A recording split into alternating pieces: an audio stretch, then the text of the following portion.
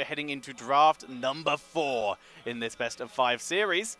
And, as we already said, it is going to be Ballistix with the first pick, first ban. Might have this constant ban, which was not the same back in HGC Korea, but ever since watching Western and Eastern, what teams could do with that Mayap, still a hero on top hat, a ban-worthy one for sure. Yeah, Maya very nice on this map. Huge mid control, just allows her to completely dominate these rotations. Just instant wave clearing out that mid wave, giving you so much flexibility between the two, bottom half of the map lanes. So I'm really not surprised to see that ban coming out. I mean, Shores hasn't been picked too much throughout that tournament, and there's the throw ban. A little bit, surprising to see Ballistix go for that one. Maybe they don't feel confident first picking it, but they don't want to play against it, and they expect that Tempest will take it during that first rotation. Possibly, maybe wanting to prioritize the supports, with Deca Kane currently being let through, or getting a tank in the form of Diablo, which could be allowed through as well. Never mind, as we do see the Decade Kane left available, Reina left available. There are options here for Ballistix. I think it basically comes down to whether they feel that Reina is that much better than the Phoenix, or if they just want to play the Decade and play that solid 2-man bot lane that we've been identifying in some past Dragon Strider drafts. It's so hard to break this Decade playing bot side. The 2-man, pretty much any hero paired with him has so much sustain, so much kill pressure with the combo. It's just such a dangerous bot lane to play against, and I think, whatever Tempest goes for here, they're going to have some heavy roam to try and take out this Decade Kane. And they'll have to fight against the sustain. When we go to late game, Decade sustain can actually top out premium from all the games that we've been seeing here. But Reina, of course, getting picked up by Tempest, along with Anubarak, very heavily prioritized. I didn't really think that Anubarak needs to be in there, but maybe grabbing one of the solo lane if they want the macro like a Dehaka, or if they want some peel already, grabbing the Irel, I think was a better choice. But let's see how they want to use this later on. Tempest have been very much avoiding the Garrosh, but they could have still potentially picked the Muradin. But it is, like you said, the Anubarak being prioritized. And Ballistix instead bring out that Garrosh as he was let through to this stage. And they, on the other hand, have been heavily prioritizing the Orc. Yeah, I mean, we have seen these Korean teams favoring the Anubarak over the Muradin. We see Hooligan locking in that Garrosh again. We're going to see if we get some hungry Hooligan as he's going to eat even more of those cocoons from Sign. That is the potential. If he can get those Indomitables well timed, then he will be able to block these as we head into the second ban's immediate Dehaka removal. This is not the largest map, but it's one where quick rotations can be the difference between the objective being captured or being able to get those quick ganks and gain pressure onto that bot lane. Tempest was trying to have some choke onto the Dink, but Ballistix, of course, picking up Garrosh that was not required, moving on to the solo lane. Thralls are also banned, so I think Irel stands on top. Do they want to really compete against the solo lane? They do evade because they already grabbed their Hanzo. Banning out Phoenix, which was also an option for themselves. Seems like they're moving on to something else maybe. Oh, but it's not Diablo this time, but Greymane is also up in their sleeves. Tempest also now have the option to, in fact, pick Irel themselves if they want to. They have been very much leaning on Blaze in this tournament so far, significantly more. So the question is that what they want? No, they do bring out the Irel. And once again, jumping back to that Karazim. I really like this 3-man rotation that Tempest have developed. The Anubarak Monk, like I said, very strong roam combo. Definitely looking for ways to punish that Decade Kane. But the Garrosh holding that Tri-Brush will make it very, very difficult. I'm expecting Ballistix to look for a very strong mid laner to pick up here. Play that Hanzo Decade bot. Have Garrosh anchor that bot lane to make it safe from these Anub roams. Try and make it as safe as possible for that lane to get as much value as it can. But I'm really curious, especially with that Phoenix ban, to see what they're going to go for in this mid lane. Blaze and Li Ming comes in. Hero that can clean lanes very quickly, but is also relatively gankable if the teleport is not on point. Yeah, very standard as they can be. They came back into the series against Blossom with picking all those comfort heroes. This is the team comp that they have been playing so many times over and over in the Dragon Shire. They also got Deckard in that to keep Garrosh alive. I think they have built up a very easy one for themselves. And the Junkrat to finish out the draft for Tempest. Even more crowd control, even more burst damage in the form of that Riptide. So a great follow-up for Anubarak. So very cool to see that here. There's so much disruption on this team of Concussion Mine, Irel knockback, and of course all the CC from Anubarak. Yeah, I really like this Junkrat pick, actually. It kind of salvages their bot lane, which they are probably going to end up losing. They're going to have a lot of pressure there, but what Junkrat could do is he could deal with those Siege Giants very easily using the Concussion Mine. He can wave clear out those waves that will be coming into his towers. He has a lot of control in the bot lane in general, and can also provide some good follow-up to this Anubarak Karazim if it does make its way down to bot lane. I'm a little bit nervous about this Li Ming for SDE. I imagine they're going to be playing it around the mid lane, but I think he's going to struggle, and it's going to be quite difficult. I wonder if it's kind of like a snap pick. You know, you see Anubarak, you pick Li Ming to deal with that cocoon, but I do wonder if it's going to make their rotation a little bit too weak, and they may struggle to get to those team fights where the Disintegrate is going to get a lot of value. Well, we're going to be finding it out as we're going to be heading into game number 4 of this best of 5. It is still going to be Tempest versus Ballistix, and we are heading to the Dragonshire.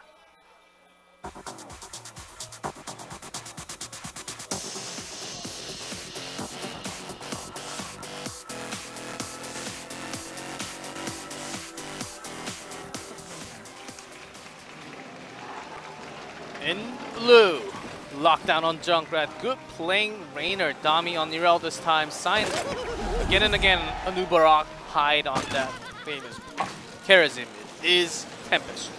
And looking to close out the series on the right, it is Ballistix. With Muggy on that Decade, SDE on the Li Ming, Jongha on the Blaze, Hooligan on the Garrosh, and SESE on the Hanzo. And this audience onto some serious hype in this game number 4. Getting even more heated as Tempest has started to get that number up on their score.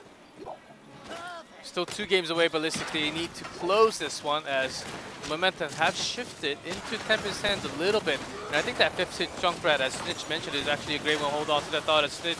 That Junkrat did get caught for a second, but of course Li Ming can't go in yet. Does not have Calamity, so can't really get the finishing kill. As such, Lockdown does live, but that was a lot of very scary damage, at least for the moment. Looking at the level 1 talents, everything looks pretty normal, but the ones we can see variation on, we see new habits coming in for Blaze, and we do see the Nerubian armor coming in for the Anubarak. Other than that, everything is exactly what we would usually see. Because there will be just chains after chains of crowd control from Tempest. Even Blaze.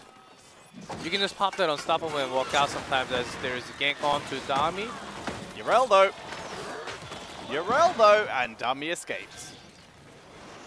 Yes, Urel can escape for sure. That's not the hardest thing, but you do need that hammer onto the perfect placement sometimes. And because there was a big rotation, but if this takes a long time, Ballistix is coming around from the back, gets rooted. Let's see.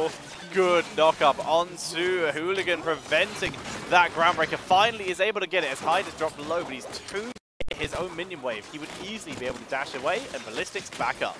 That was a risky one from Tempest. They knew that rotation was coming down. They needed that time to be done, and because of that, getting that. Find the gap. He's found it. Wait. Oh, he got. Needs a little bit more time. Zoned away, Decade unable to interrupt thanks to Sign, and the 2-minute Dragonite. The counter kill though by Ballistix, killing off Junkrat in the bot lane, and that's going to limit the damage of this Dragonite as Ballistix can commit more people to this as there's now less pressure onto bot lane. Oh yes, for sure. Very, very early Dragonite. Not saying Dragonite does no damage, but if you have that in front and Junkrat just poking freely on the back, it would do more than double of what Dragonite can do by himself. Losing Junkrat, of course, is not the biggest thing, but Ballistix still able to kind of delay the attack that was available for Tempest with that Junkrat kill. So we see the Dragonite, it's just burning through towers for the moment. Once again, towers are a lot less valuable than they used to be, which is, of course, lowering the value of these early game Dragonites compared to a couple months ago. But in this case, Rainer in that Dragonite, still able to grab 2 towers. It's still a decent boost in experience. Pretty quick finish onto Hanzo's geometry there, as they would love to have quicker camp timings. With Hanzo, this is exactly what they are looking for with Li Ming, and the rest of the crew camp is not really the best tool for the camps, as CSC basically needs to be there for their own camp to control the macro. So they would likely to have the slow man rotation along with Li Ming maybe 4, but Blaze cannot really push too far away because once that Irel and Ubarak dives in, even Blaze pretend without the bunker will get caught within the gates. It looks like Anubarak a little bit afraid of the amount of crowd control that Ballistix can offer. Not going for the Underking this time for the hard engages. In this case, going for the Shed Exoskeleton. That extra movement speed. It's an interesting talent choice here, but it can give you the opportunity to get away from Garrosh after you've already engaged using your Q, using your E, sorry. It just means that you have to engage from a little bit closer. I think it's also stopping himself from diving in too deep. That's true. You guys can't overshoot if you have go less way too far in, Garrosh will just toss you. You can't of course you can't go back, but if you're further in, you can't go back. It makes it harder to go back. So Tempest with this camp, they would like to open up the wall at least because they have taken damage onto their own. So got that root GC. That's a scary thing. And everyone backs up because guess what? Garrosh is here. And that immediately creates a little bit of concern because you do not want to get flipped into that fort range. Even with that little bit of mercenary left to absorb a shot or two, it's not worth the risk and you would likely die. Not this time. Not invading, of course. They know the rotation already.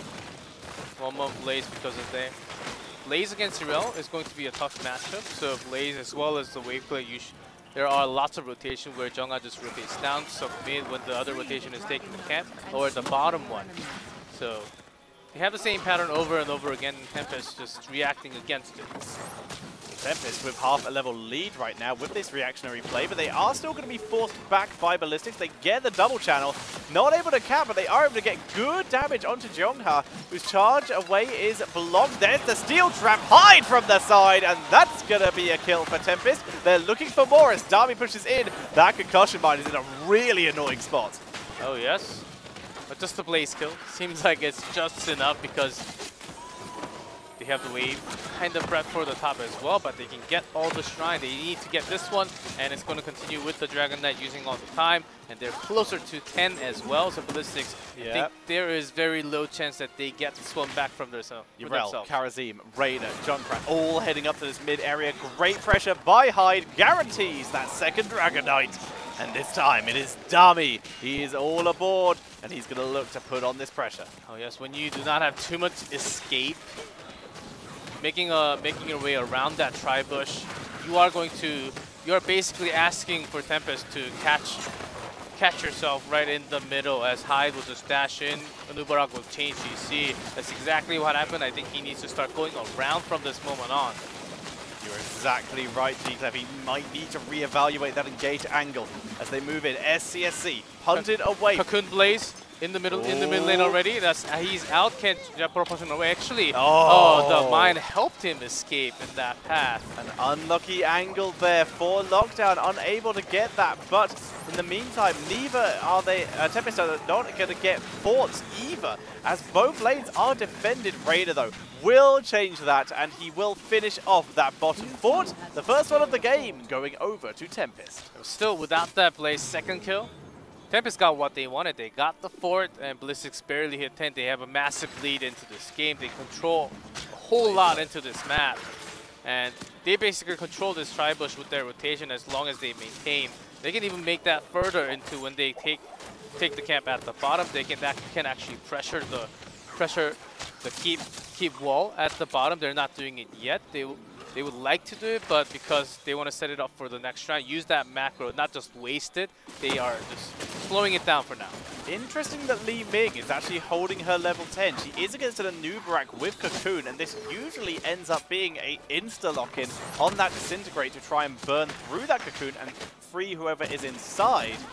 This might end up just being a reactionary pick for if Li Ming is the one Cocooned first in the next fight. Just in case you can catch one off like Raynor, Wave of Force will help you get the kill just in case. I think it's going to be a niche pick at the right moment, pre-13.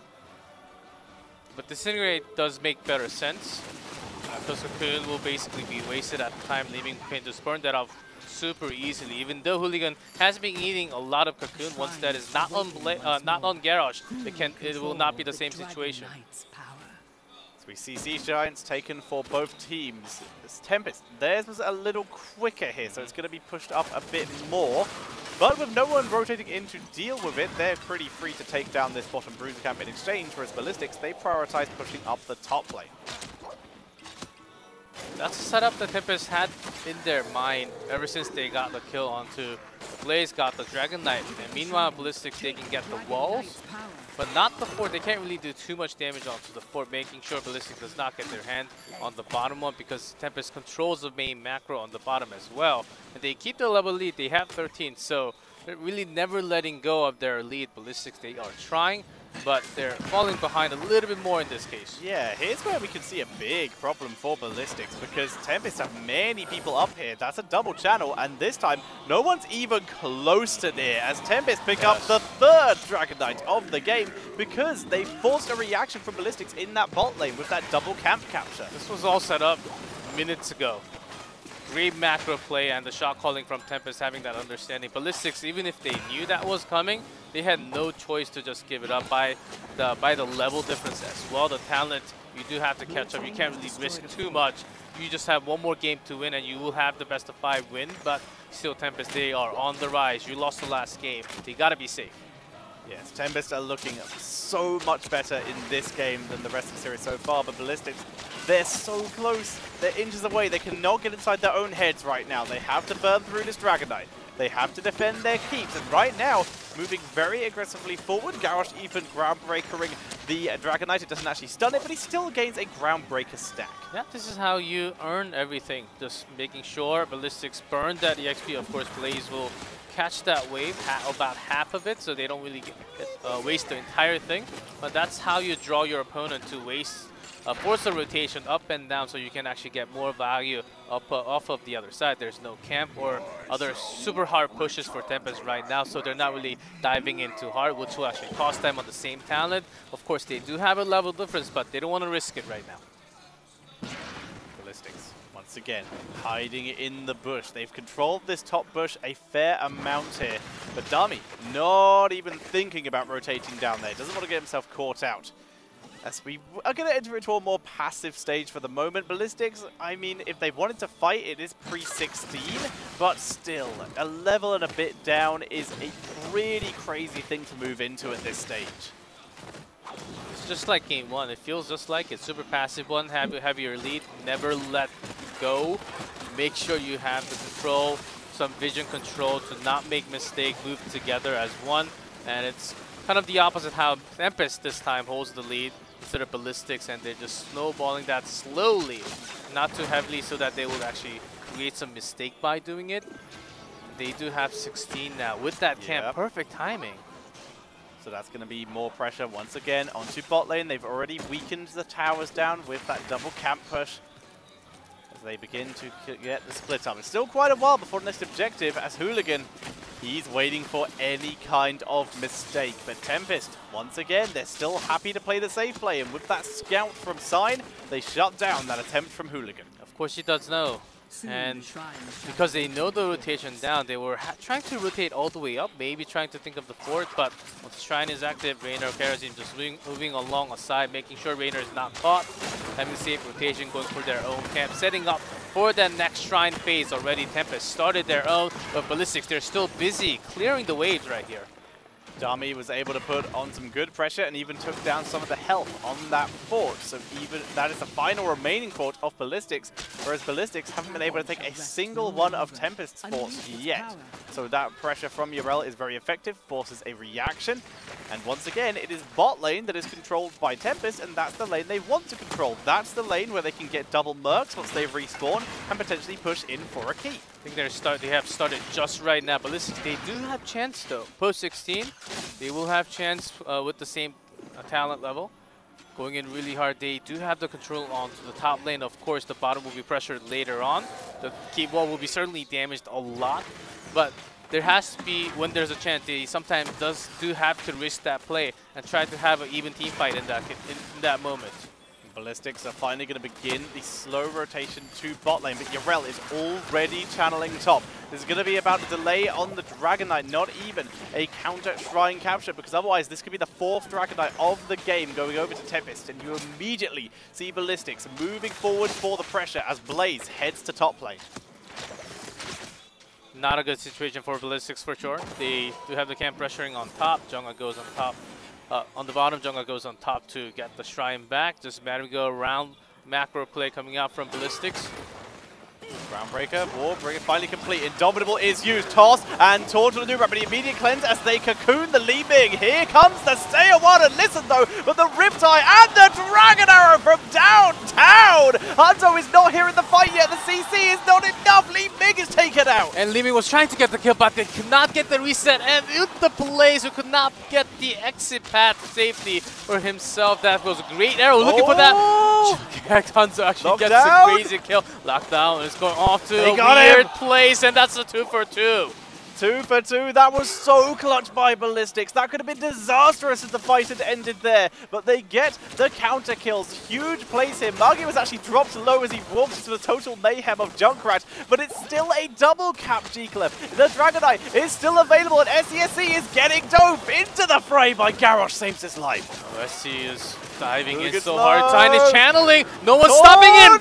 They do get the Dragon Knight again here. They're trying to kill Darby. They get the kill on Darby. It's a Dragon Knight for a kill, and that's going to seriously lower the pushing potential. But this Dragon Knight can easily just walk up and grab a fort. XP is XP, no matter where you are. It will be dangerous if you go all the way into the cave and all the way around. You do only have a minute, but you have to wait for your teammates, certainly. So basically, this will be a waste, but still, I think Ballistix holding that maintain advantage closer to 20. They can use that Dragon Knight later on a little bit to get the fort, that extra experience. It will be certainly be closer to 20 Ballistix. They will be further away and having a hard time because they still did not get a single fort down for Tempest side. Yrel is so staggered on death though. She's still 10 seconds out. The fort is taken, but the Dragon Knight gets burnt down. SDE is punting away, but they're going in for Sai, but he's able to settle away. Hooligan gets 7 sided struck and taken out. A little greedy there. Oh no. Lays in there. The Junkrat actually goes down in the meantime. Counter kill. I don't know where or how that happened, but they got it. And that makes it a 2 for 1 in favor of Tempest. But the Dragonite value was completely removed here. I guess we didn't quite catch the 1v1 duel between Junkrat and Hanzo there. Yeah. But they both go down, and which puts Tempest in a better position. They're closer to 20, and they get their camp. Junkrat, of course, cannot poke, so they are delaying this for Junkrat to actually come back into the game. Ballistix still a little too far away, so they have time. There is that level 20 transgression coming in for the Karazimas if he wasn't doing enough damage already, and the Duskwing for that Reina. Hanzo will be coming back very soon. Ballistix, it's not that they have lost this game yet, they can still grab it, but those aggressive moves, they do need to think about the counter engage and the cocoon availability that's going to catch. If that catches Li Ming, there's less of a person to actually break that cocoon. You can't distinguish once you're in the cocoon, of course, the perfect target. Once you don't have the mage, they may be lacking the damage, and all they have to do is just look out for the Hanzo scatter, and they're good to go. Change that CC with some damage from Junkrat. They will be slowly picking up kills, and they do have a very nice setup. So Garrosh, how does he actually make them engage? How does he actually sustain in this team fight into the fray to save his team? It seems like that's all he's doing in this so many team fight in this crucial game that's so important for your team. This Dragon Knight is not good timing for Ballistix. They're still only half a level away from that level 20, but that half a level is potentially enough time for Tempest to get the double capture. Yrel is in position, as is Junkrat. Anub has Cocoon. This is just going to be a straight up Dragon Knight capture for Tempest. So Ballistix are just going to commit to a defense with 20. I don't like that Tempest are delaying this. Yeah, they have everyone grouped, but they're just giving Ballistix an earlier 20. They want to time it with the top camp. They wanted to push the wave a little bit more because they are going to the bottom. They want a little because Ballistix will hit 20 eventually anyhow. Even though they're giving them time to set it up, they're putting in more pressure onto the other side, which could lead to a mistake, which is not a bad choice to say. It's very true. It's very much weighing up their options. They choose multiple pressure as opposed to immediate pressure as they begin to dive forward. Immediately, Indomitable is used by Hooligan, holding this for now. Ancient Blessing. The Dragon Knight drops to half health very quickly. Disintegrate used pre-cocoon. Very risky. His bunker is dropped, and the Riptide burns it down, but the keep is already taken. That's all Tempest needed. The question is, can they get more? They want to chase a little bit, but they do manage to escape, and the top pressure is there, so that's the first one that they have to think of. Tempest got what they wanted, exactly how they timed it, with the Dragon Knight still available for them, so they can actually do some more damage if they want to. Jiggler, if I was confused as to why that Disintegrate was used so early, I have found out why. Archon, 100% win rate. It does. Does this mean that Ballistix is going to take the game? I don't know for sure yet, but certainly when you have the chance, you can do so much siege damage. You can do it forever, and even onto the core. I mean, you always have that cocoon burner now, I guess, so we'll have to see if they use look at it. that firepower. Burns down the camp, they take that. We also have Bullseye coming in for Hanzo, and of course, Respect the Elderly. I think it's because Ballistix, once they have a team wipe, because they don't even have a single fourth down, they want to go all the way in, make sure they have all the siege potentials, and having that Archon will, of course, speed that up, but they need to win the team fight first in order for that to happen. When you have Archon, when you're in that mode, it actually takes a lot more time to teleport away. If you're caught, you're just dead. This is such a risky call, but I love it as we see Ballistix moving around. I mean, this could absolutely, like you said, Li Ming should stay out of that Archon mode unless she knows she is nowhere near anyone else on the enemy team, because she will get picked off. But she's losing out on damage you could get from that other level 20, or even extra slows. Also Bullseye. So Ballistix, they are actually... It is going late game anyhow, so might as well just put into everything to one last team fight. They don't think about anything else that's going to happen. Win one team fight, get the Dragon Knight, push all the way in. They still have lots of structures to go through. Tempest, they are very close, of course. Ballistix, they have to put everything on the line here. And wow, like you said, with that Bullseye, it adds more teamfight potential. So like you said, it's none of that playing the map style with the potential play of the game to global the Hanzo. It's all in on that extra stun. They rotate to bot. This is likely going to be their bastion of defense because, well, it's where catapults are, and they can clear those up at the same time if they focus on that lane.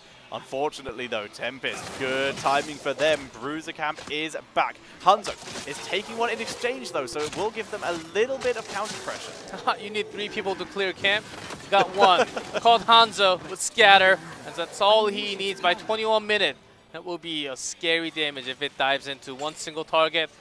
All 5 members of Ballistix down in this area with Garrosh holding that Tri-Brush. Yarel is pushing top sensibly, trying to remove that Bruiser Cup. You mentioned it earlier. Split pressure is what Tempest can do here because Ballistix have to stay grouped with what the composition they've currently built has.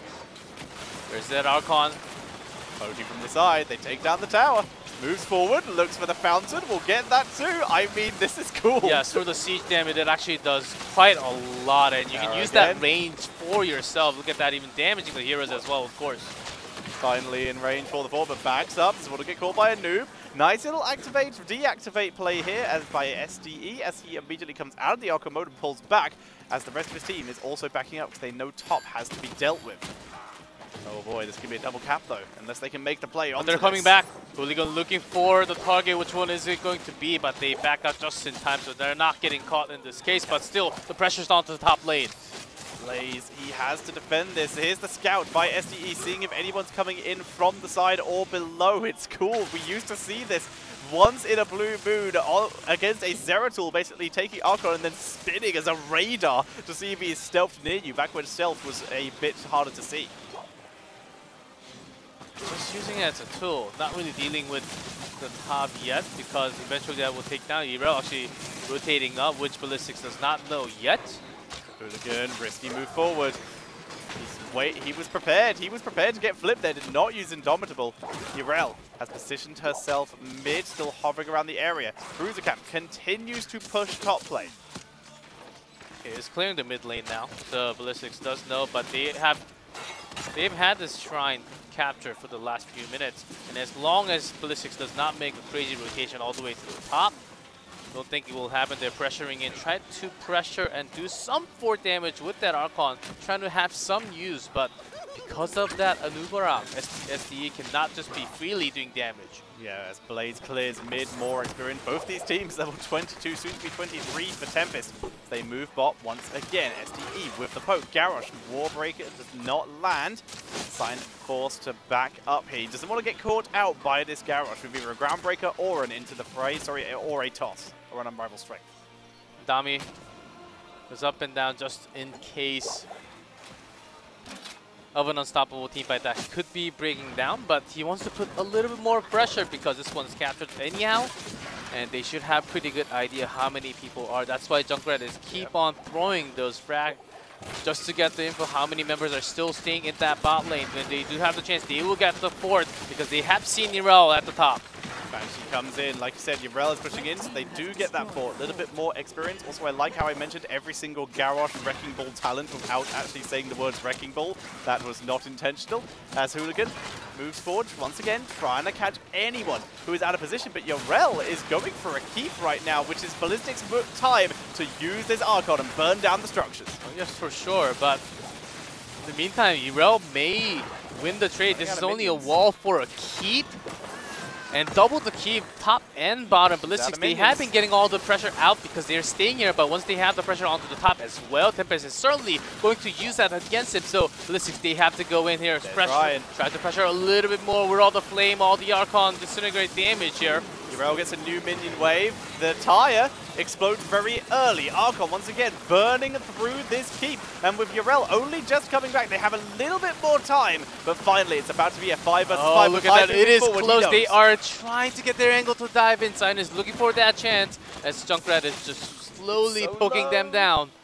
It's so low, and they wouldn't have been able to do this without that Archon Pure Power. This is a fascinating style to try and play around this, but now there's 2 lanes of catapults coming in. Bot lane is being cleared, because that's where they are, but top lane is now a consistent threat. Of course, you do want to get that keep. You're 2 keep down. It feels like you gave up that keep for nothing almost, but Tempest is also at the same time looking for that opportunity to find the hole and dive in by giving up that keep, so you can't really go in for free. STE turns into Archon form. Very far back, doesn't want to get himself caught out, stuttering forward every now and again. Riptide from the side, SCSC, he knows it's here. Just going to run directly into melee mode, eats a lot of damage, but there are potions for days here. Catapult is already onto the core. It will start to chip and do damage a little bit. Here's the team fight. As that mine actually saves Jung out to the side. Hooligan takes a lot of damage, but they do maintain and sustain here. Archon Scout does not see Sign, but Sign times this well, wraps around, but Hooligan spots him. And they do manage to get the keep at least, but the top pressure will be the one that's problematic because they're staying down here the entire time.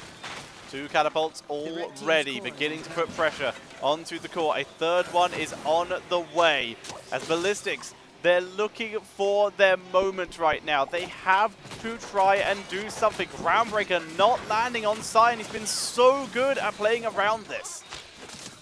Archon did get its value, for sure, getting all the way into this key, which seemed very hard without a team fight. They have managed to do so, but what's their plan B? What's their next move after what they got the keep? They got the pressure off the bottom, but now the top one started. Minion spawn, they will clean up these catapults, but not before they do a little bit of core damage. Once again, Archon is dropped, scouting out the bushes, sees no cheeky Anubarak wraparounds, at least for the moment. Such an intense moment as one single mistake, one single move will cost them the game. I mean, the longer this goes on, the more this is going to keep happening. It's going to be percentage points at a time, but top will end the game unless the Ballistix makes something happen, whether that's clearing top lane or pushing in and winning the fight and maybe even the game. They have to do this because otherwise it's going to be a death by attrition by Tempest. Good is in the front, which you do not want to do as a Blaze. I mean, the Rainer, if you get shot by the Dragon Arrow pair up with some CC, that will be huge. Are they going in for the core? They're trying to look for chances. They have double mercs. They have catapults. This could be it, G-Clef. This could be the all-or-nothing play. 5 versus 5. Both teams with 20. Their core is getting damaged as well. Dami dives in, try to get the hammer. Misses big time.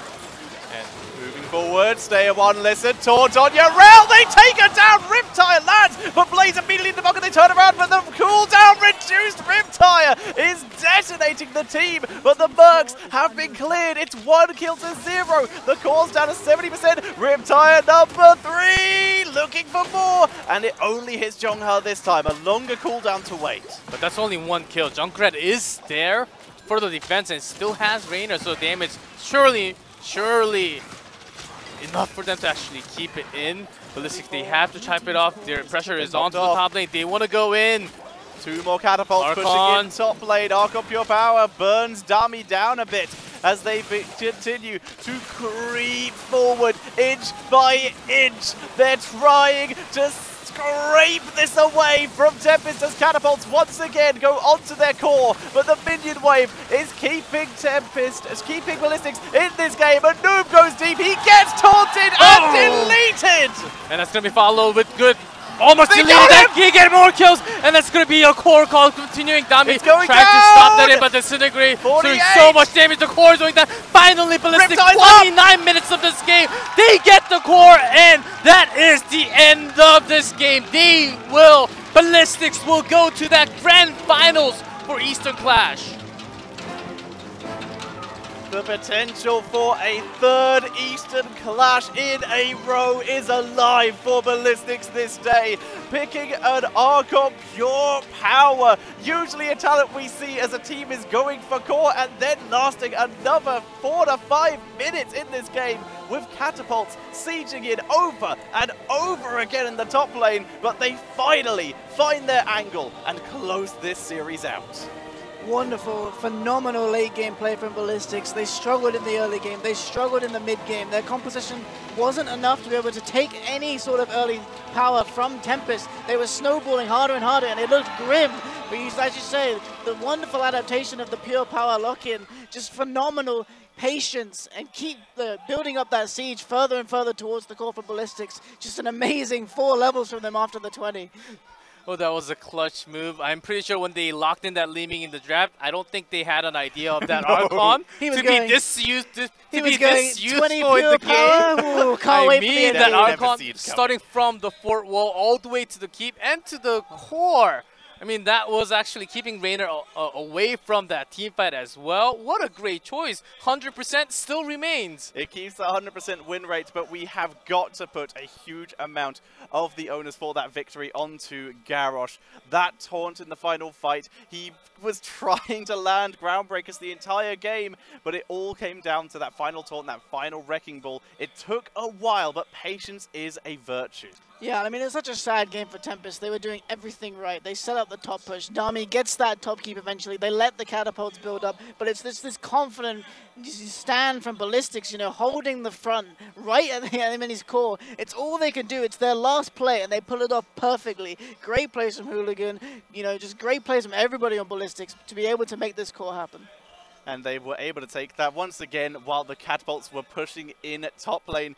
I don't know if this is an experience you've ever been in, but how can you make that decision between knowing how the catapults are going to end? Because they seem to just come in 2 by 2 every single time. I mean, it's Dragonshire, you know, the Bridge of Death lane is always a bit dangerous. You get these catapults looking at that mid keep a bit funny, you know, but yeah, the catapults just didn't build up enough, you know. Tempest tried to, you know, hold that lane, just try to get the catapults there, but you couldn't get enough. Like, it was only ever 2 at a time. While they were doing massive damage to that core, it just couldn't break it down before Ballistix were able to find this deadly siege. And fantastic decision making by Ballistix will send them to the finals. But before we head to the break to prepare for that finals, Dreadnought has an interview with SDE. Hello and thank you guys. I am joined here with SDE from Ballistix, coming off a hot win there off of Dragonshire, and it was a very, very tense back and forth there match on Dragonshire. And I've got to ask, with the infinite Archon decision making, and more importantly, just that slow and steady siege you guys had in the bottom lane, what was going through comms? I feel like that had to have been an extremely tense moment. 네, 마지막 5세트 용해동지에서 굉장히 치열한 접전을 치르셨는데요. 그 20렙 특성으로 마인을 선택한 이유를 알고 싶고요. 그다음에 이제 바텀 레인에서 굉장히 차근차근 공성을 진행하셨는데 그 당시에 이제 어떤 대화가 오고 가는지 알고 싶습니다. 제가 일단 마인을 찍은 이유는 뱀픽 과정에서 타이커스랑 리밍을 선택하라고 했는데 타이커스를 하면 한타를 질 것 같고 리밍을 하면은 라인전이 안 됐어요. 그래서 이게 예상대로 용을 다 주면서 너무 불리했잖아요. 그래서 20레벨 때 그냥 마인을 찍고 진짜 무조건 수비만 하자, 그냥 가만히 있자, 이 마인드로 찍었는데 이제 그거를 바탕으로 천천히 밀고 나가면서 상대가 함부로 걸 수 없다는 거를 이용했고요. 그리고 또 질문이 뭐였죠? 그 당시 팀원들 사이에 어떤 대화가 오고 갔나요? 그때 그냥 다 같이 계속 아누바락 위치만 보면은 절대 안 물리니까 그냥 아누바락 위치 계속 보면서 천천히 밀자고 계속 말했습니다. So during the ban pick, I was told to choose between Liming and Tychus, and the dilemma was if I choose Tychus, we would lose the team fight, and if I choose Liming, the line fight would be weak, line push would be weak. So I chose Archon to complement siege ability, and the reason we went with the slow push on the bottom lane was because we felt we shouldn't attack, we should play defensively, and if we advance slowly, then they would eventually come and we would fight and win. And the talk between the teammates and myself back then was to just watch out for Anubarak's location and everything will be okay. That was really cool to see that kind of scanning with the Archon to try and search for that. But I want to bring it back not only to this mental strength displayed in this series, but also the series you had before this with Blossom. 1 game away from falling out of the tournament, and now you guys seem to have this kind of miracle run, now moving on to the grand finals in a position to gain a three-peat, a 3-time Eastern Clash championship.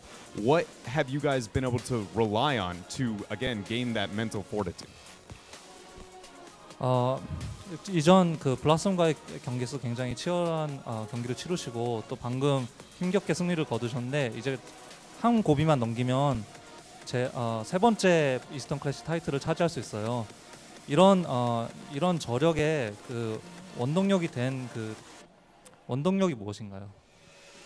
제가 계속 생각을 해봤는데 저희 팀은 처음에 아무리 스크림을 하고 해도 메타에 적응을 못하다가 대회에서 좀 맞아봐야 이게 세구나 하고 깨닫는 약간 그런 스타일인 것 같아요. 근데 승철이가 한번 적응을 했을 때 뱀픽을 정말 부드럽게 잘 풀어내는 능력이 되게 뛰어나서 지면서 성장하는 느낌이 강한 것 같고, 발리스틱스는 항상 지옥에서 돌아왔을 때 가장 세니까 지금 또 지옥에서 왔거든요. 한번 멋지게 이겨보고 싶습니다. I always realized that no matter how much we do the scrim, we don't adopt the meta until we get beat up in the actual tournament, and so we're a team that improves through losing. And right now we're just back from the hell, and that's when we're the strongest. So we want to continue the momentum and win.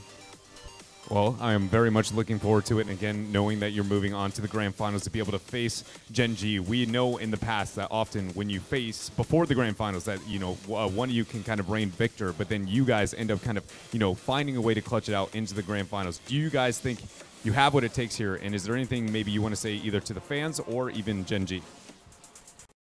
이전 역사를 되돌아보면은 항상 젠지와의 경기에서 결승 전의 라운드에서는 패배했지만 결국 결승까지 다시 올라가서 승리한 적이 많아요. 그럼 결승 경기를 앞두고 팬분들에게 하고 싶으신 말씀이 있으시거나 아니면 상대팀인 젠지에게 하고 싶으신 말씀이 있는지 알고 싶습니다.